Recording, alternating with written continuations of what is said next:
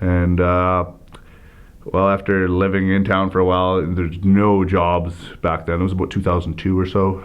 I moved up to the ski hill, up to Sun Peaks Resort, where I worked for a couple of years, I guess. And I got so broke up there. I was being a foreman up there. I was making $9.25 an hour. So and rents up there is expensive, food's expensive. So suddenly I've been up there for a few years. I've maxed out every credit thing I could. I'm in the hole. I have my nice old car I've had since I was 19 is up on blocks because I can't even insure it or afford gas or nothing. I'm driving a $1,500 beater I bought off a friend, and I'm just broke. And it just happens one day while I'm up there, somebody comes into my rental shop that remembers me from Smithers, because I came from Smithers to here once to grab some stuff, and they were like, "Hey, what are you doing in town?"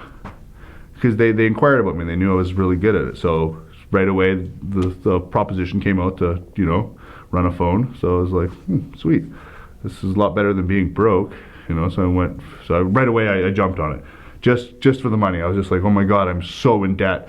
So I started doing that, and I before this I tried other things. I got 2 jobs. I was working 40 hours a week up at Sun Peaks, and I got a bar job. I was working nights, so I was just killing myself trying to get ahead at the time, and I did never wanted to go back in that lifestyle, but when that person offered me that, I just couldn't say no. I was in this financial situation. I was eating margarine and bulk noodles, and I just wasn't healthy anymore, and so that's what kind of got me back into it. And unfortunately, I was very good at it. Like, I excel at it. So suddenly I just kind of, this person that got me doing it was like, wow, you're really good at this. But I did it for a while with them, and I didn't really see eye to eye with them, you might say. Different business practices and just different.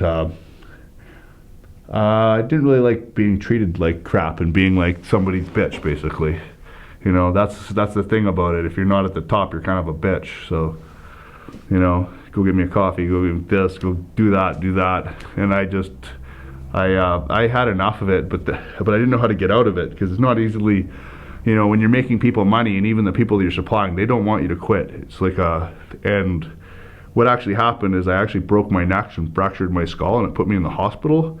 And during that time, I quit, because it got me away from the people I didn't want to be with and whatnot. And I was laid up in the hospital for a while, which, unfortunately, I started turning to other illicit drugs to deal with my pain and whatnot, because I knew that was always an avenue. And the hospital wouldn't give me any more drugs, because actually when I broke my neck and stuff, I was on some drugs, so they didn't want to give me anything, because they thought I was highly addictive personality. So they didn't want to prescribe me Percocets or Oxycontins or anything like this anymore. So I had to find my own illicit drugs to deal with the pain.